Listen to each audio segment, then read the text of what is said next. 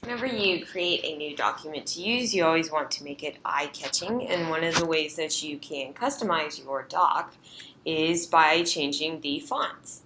I am going to show you how to find and add fonts to your Google Documents. However, one thing that's very cool is that when you add them to your Google Documents, they're going to be accessible to your other Google files as well. And I'll show you an example of that. So this tip is sort of multi-use, not just in Docs. So let's add some text. And the default font is always Arial. If you want to change the font, you select whatever text you want to change the font on, and you go into fonts. There are a few fonts that are defaulted in, and so you usually don't have to worry about finding some of the basics like Times New Roman and obviously Arial. When you use fonts a lot, or most recently, you see them showing up at the top of your font list, and then all your fonts show up alphabetically beneath that, and you can scroll through to find whatever font it is you want to use. Now, you may not find a font you want to use. You'll notice I have a lot of fonts that some of you guys might not have, and I got those by going all the way down to the bottom of my menu and selecting More Fonts. And when you get into More Fonts, it shows all of the fonts that are available to you, and you can scroll through and look at them. One thing that you should think about using, though, is the search option, as well as narrowing down what shows up in the first place. So right now I have all fonts showing, but I can narrow down what I'm looking for by selecting that drop down and looking, well, maybe I only want serif fonts. I want to have those annoying little tabs. Actually, I'm going to choose sans serif because I'm a fan of sans serif. So then what that does is it narrows down what I'm looking at. It only gives me sans serif fonts. As I'm scrolling down, fonts that I already have show up blue with a check mark next to them, and fonts I don't have are the black ones that I can select. You can also choose to sort them differently. So right now it says it's sorted by popularity. By selecting this, I can sort it alphabetical, date added, and trending, however it is that you want to search for them. Sometimes I keep it at popularity just because that's going to get the best looking fonts.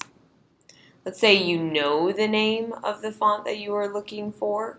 If you go into the search bar at the top and start typing in, open, there we go, all of the possibilities pop up for you as usual, or you can type in what you want, click search, but really they'll start populating right underneath as you start typing in that box.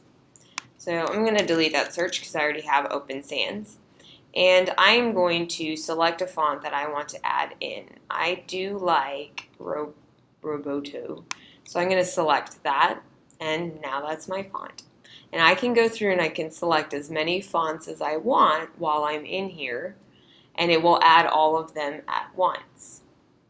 On the right-hand side are a list of all of your fonts that you already have, and if you added some fonts that you don't want anymore, you can just click the X and that will take it out. So I'm going to take that one out because I never use it.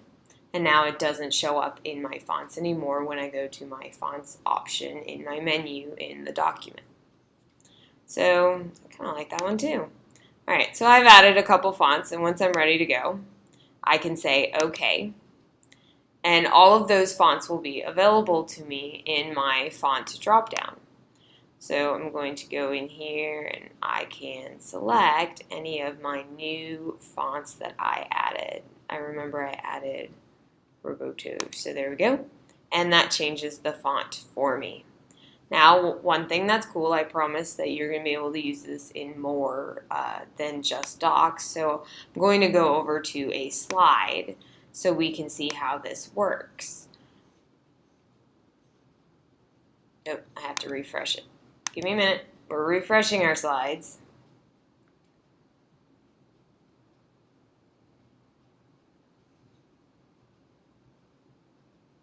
There we go.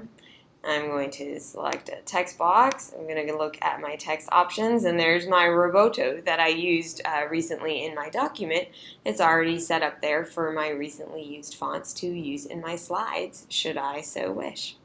So that's how you can add fonts to Google Docs.